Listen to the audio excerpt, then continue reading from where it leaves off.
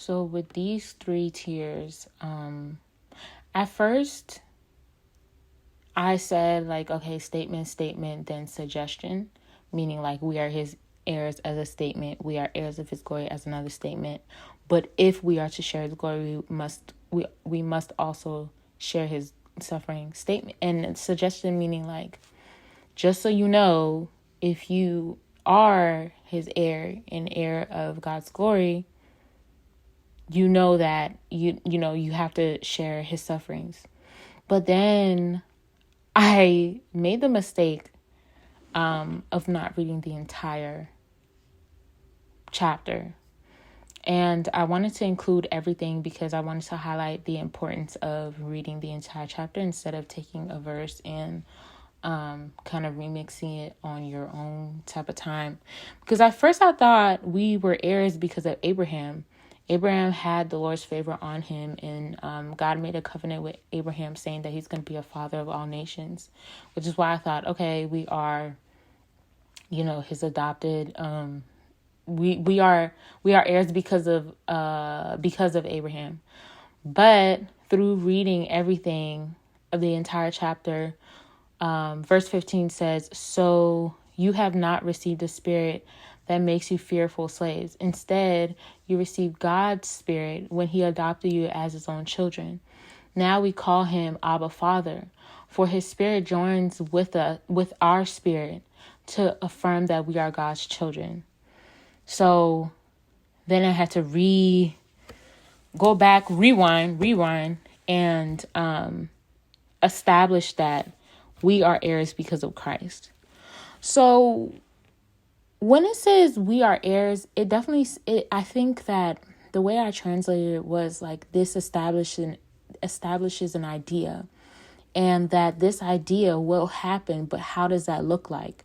Which brings us to, in fact, together with Christ, we are heirs of God's glory. Jesus died on the cross. I wrote, and I made like a whole map, like, there were multiple reasons why Jesus died on the cross, but one of the reasons is that he died so that we can have a relationship with God. To have a relationship with God, God,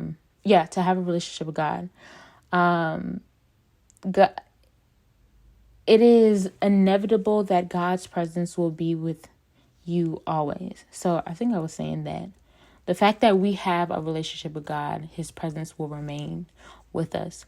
Which, out of nowhere, I heard the Holy Spirit telling me glory has already been present, or has been present. That's what I heard in my brain, and I wrote it down.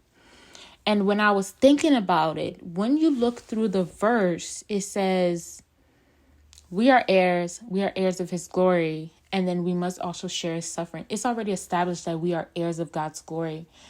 When we face problems as humans, sometimes we forget that we already have God's glory with us before we face anything.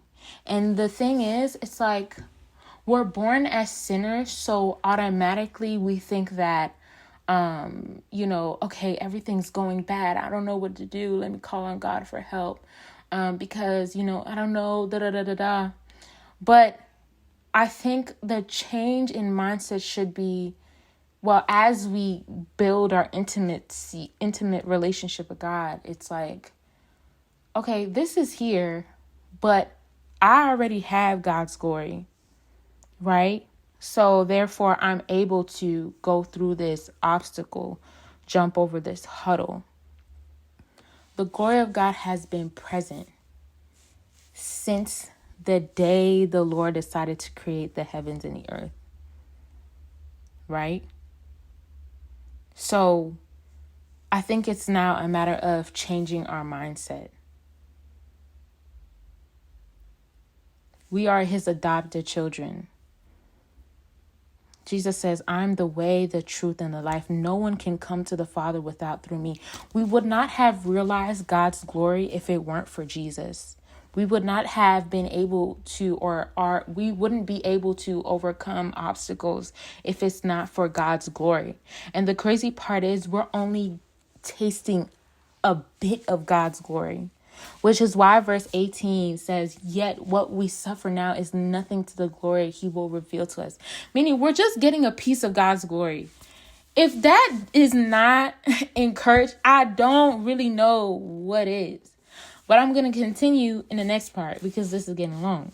So, hi guys, I wanted to pop back in. I'm re-listening to all of the recordings, and I noticed that I said the glory of God has been here since the creation. I really want to go back and say the glory of God has been present even before the creations of the heaven and the earth. Like the glory of God has been there before anything. But yeah, that's it. Next episode.